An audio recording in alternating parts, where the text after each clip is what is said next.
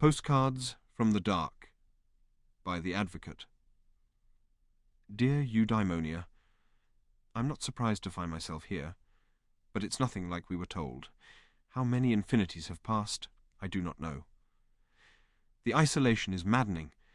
It has come to the point that the voices which hound me, rending me with my failures, actually seem like friendly company.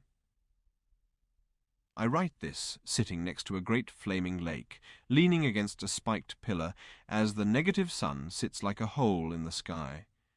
Strangely, I enjoy watching the complex dance of destruction as energy constantly flows up from the lake. It crests against the void with an ungodly grace. The fire seems cleansing rather than oppressive. I feed it my negative qualities, allowing it to burn away the things that weigh down my soul. I'm glad you're not here. That alone gives me the strength to go on. I will find my way to you.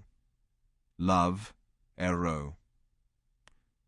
Dear Eudaimonia, I don't think time exists here. There is no night or day, no feeling of its passing, only the constant twilight decorated by the horrible absence where the stars should hang. Hunger and thirst are forever, but I am getting used to the feeling. It's almost comfortable now. In my wanderings I found a ruined city. The forms of the structures are alien to me. Certainly they are not from any age of man. I spent much time there, trying to understand, but to no avail. The more I looked, the less I saw. Maybe it reflects myself, meant to show me what I made of my life.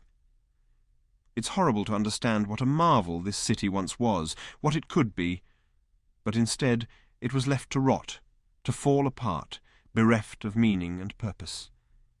I will leave now, unable to stand the loss these twisted structures instill in me. I feel no closer to you. Love, Ero. Dear Eudaimonia, at last a light in the darkness. Atop a great twisted mountain I beheld the empty world around me. Life and change were absent in the endless expanse. I am alone.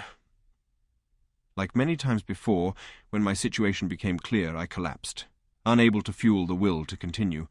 Next to the cliff's edge I curled into a ball and fell deep into myself.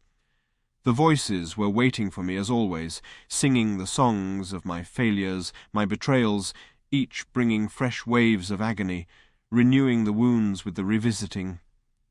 But like the thirst, the pain of my past was a familiar one now. Seeing that I could bear their chorus, the voices grew and grew, flowing together in a resonating crescendo of horror, doing all they could to keep me from a eureka that was just out of reach. Finally, I saw the key to my freedom. I knew in that moment that the voices were me, and the only way forward was acceptance and self-forgiveness. I grasped this realization with my whole being, infusing it into my spirit, and as it and I became one, the voices instantly ceased. The storm was no more, and a warmth spread over me. I opened my eyes to see a staircase leading up into the void from the peak of the mountain. I'm on my way to you. Love, Ero.